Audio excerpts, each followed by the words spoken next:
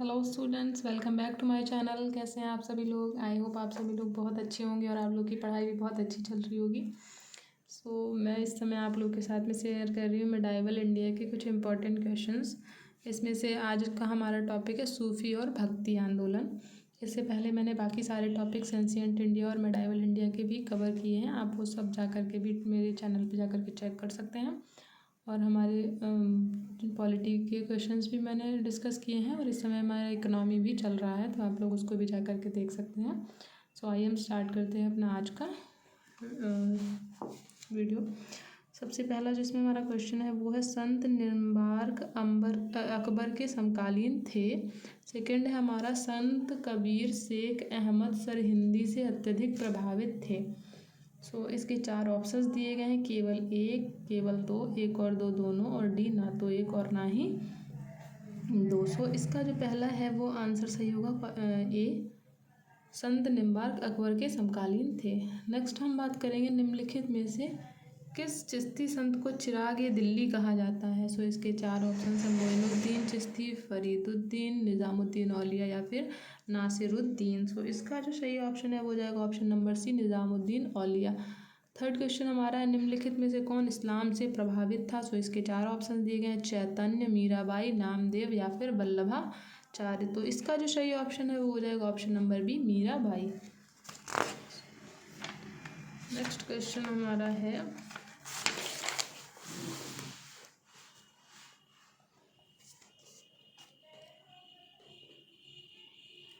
किस प्रसिद्ध सूफी संत ने दिल्ली के 7 सुल्तानों का शासनकाल देखा था। इसके 4 ऑप्शन हैं, निजामुद्दीन औलिया, बाबा फरीद, ख्वाजा बख्तियार चिश्ती, ख्वाजा मोइनुद्दीन चिश्ती। इसका जो सही ऑप्शन है वो हो जाएगा ऑप्शन नंबर ए, निजामुद्दीन औलिया। नेक्स्ट क्वेश्चन है किस सूफी संत को यह श्रेय दिया जाता है कि उसने दक्षिण भारत में चिश्ती सिलसिले का आरंभ किया था। इसके ऑप्शन है संत शेख उस्मान, निजामुद्दीन औलिया, बुरहानुद्दीन गरीब, संत शेख उस्मान। इसका जो सही आंसर है वो हो जाएगा हमारा ऑप्शन नंबर सी, बुरहानुद्दीन गरीब। नेक्स्ट क्वेश्चन हमारा है निम्नलिखित भक्ति संतों पर विचार कीजिए। दादू दयाल, गुरु नानक, त्यागराज, इनमें से कौन उस समय उपदेश देता था या देते थे जब लोधी वंश का पतन हुआ था तथा बाबर सत्तारूढ़ हुआ था। इसके ऑप्शन है 1 और 3, केवल 2, 2 और 3 या फिर 1 और 2। इसका जो सही ऑप्शन है हमारा वो हो जाएगा ऑप्शन नंबर बी, केवल 2, गुरु नानक। नेक्स्ट हमारा जो क्वेश्चन है वो है मध्यकालीन भक्ति आंदोलन के प्रसिद्ध संत कबीर किस सल्तनतकालीन सुल्तान के समकालीन थे। इसके 4 ऑप्शन दिए गए हैं, बलबन, सिकंदर लोदी, इल्तुतमिश, फिरोज शाह तुगलक। इसका जो सही ऑप्शन है वो हो जाएगा हमारा option number D, Firoz Shah Tughlaq. Next question हमारा है ख्वाजा मोइनुद्दीन चिश्ती शिष्य थे अब्दुल कादिर जिलानी के, ख्वाजा अबू यूसुफ के, ख्वाजा उस्मान हारूनी के या फिर ख्वाजा मौदूद के। इसका जो सही ऑप्शन है हमारा वो हो जाएगा ऑप्शन नंबर डी, ख्वाजा मौदूद के। हमारा नेक्स्ट क्वेश्चन है निम्नलिखित में से किसे भारत का सादी कहा गया है। इसके 4 ऑप्शन है, अमीर हसन, अमीर खुसरो, अबू तालिब कलीम या फिर चंद्रभान ब्राह्मण। इसका जो सही ऑप्शन है हमारा वो हो जाएगा ऑप्शन नंबर बी, अमीर खुसरो। नेक्स्ट क्वेश्चन हमारा है कौन सूफी संत महबूब ए इलाही कहलाता था। ख्वाजा मोइनुद्दीन चिश्ती, बाबा फरीद, कुतुबुद्दीन बख्तियार काकी या फिर शेख निजामुद्दीन औलिया। इसका जो सही ऑप्शन है हमारा वो हो जाएगा option number D, Sheikh Nizamuddin Auliya. Next question हमारा है बुद्ध और मीराबाई के जीवन दर्शन के जीवन में मुख्य साम्य था। इसके 4 ऑप्शन है, अहिंसा व्रत का पालन, निर्वाण के लिए तपस्या, संसार दुखपूर्ण है या फिर डी, सत्य बोलना। इसका जो सही ऑप्शन है वो हो जाएगा ऑप्शन नंबर सी, संसार दुखपूर्ण है।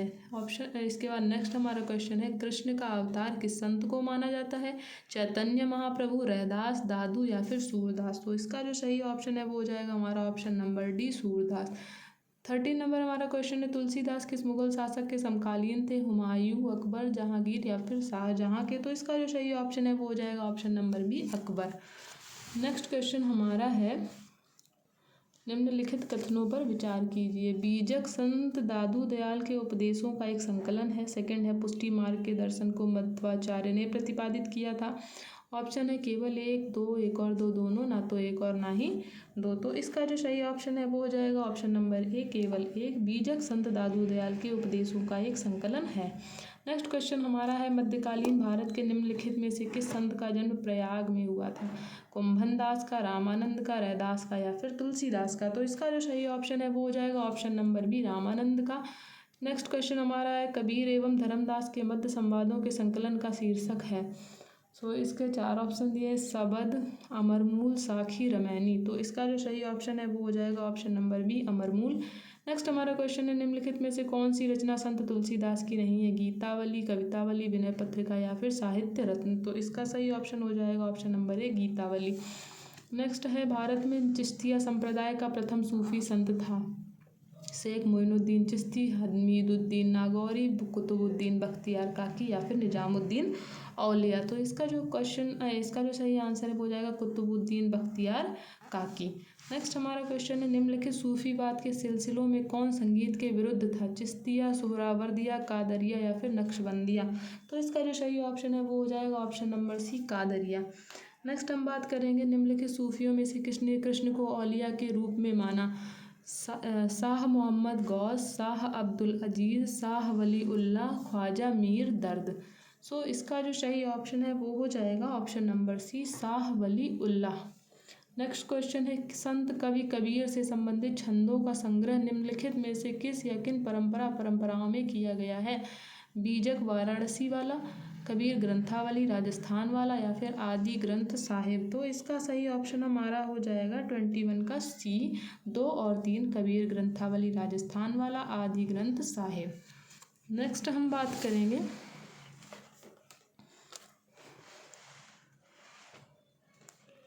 बारहवीं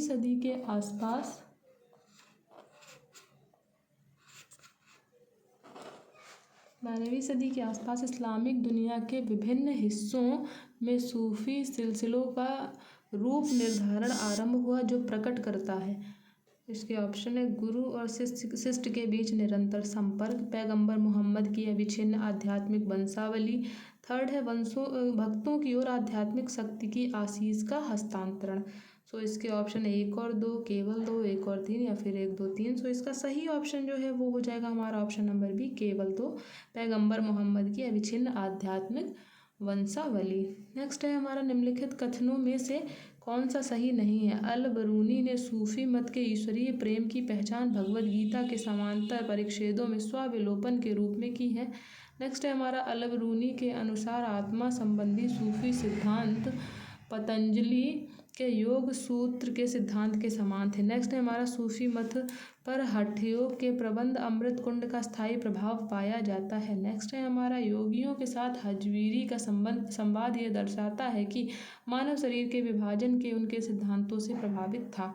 इसका जो सही ऑप्शन है वो हो जाएगा ऑप्शन नंबर बी, अल बरूनी के अनुसार आत्मा संबंधी सूफी सिद्धांत पतंजलि के योग सूत्र के सिद्धांत के समान थे। नेक्स्ट हमारा जो क्वेश्चन है वो हो जाएगा, संत हैं उनके दर्शन या फिर संप्रदाय को मैच करना है। नागार्जुन शून्यवाद, रामानुजन एकांतवाद, शंकराचार्य अद्वैतवाद। सो इसमें से ये बताना है कि कौन कौन से सही हैं। सो इसका जो सही ऑप्शन हमारा है वो हो जाएगा ऑप्शन नंबर सी सही हो जाएगा, 1 और 3। नागार्जुन का शून्यवाद था, शंकराचार्य का अद्वैतवाद था।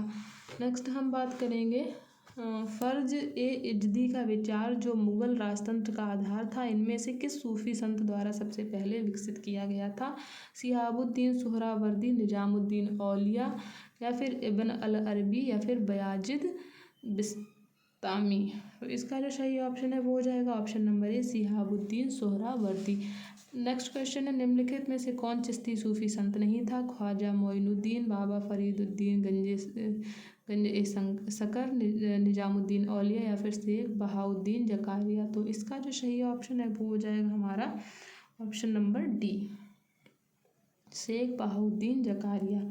नेक्स्ट हमारा क्वेश्चन है, निम्नलिखित युग्मों में से कौन सा एक सही युग्म सुमेलित है? शंकर अवधूत, रामानंद केवल द्वैत, रामानुज विशिष्टाद्वैत, चैतन्य अद्वैत?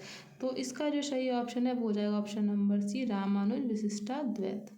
सो आज की वीडियो में इतना ही। मिलते हैं आपसे नेक्स्ट वीडियो में। तब तक आप लोग पढ़ाई करते रहिए अच्छे से। और ये जो क्वेश्चंस हैं ये एक तरीके से आपका रिवीजन है। आप इनको अच्छे से पढ़ते रहिए, सॉल्व करते रहिए। देखिए आपसे कितने क्वेश्चन सॉल्व हो पा रहे हैं, और अगर नहीं हो पा रहे हैं तो आप दोबारा से इसको अच्छे से दोबारा वीडियो को देखिए।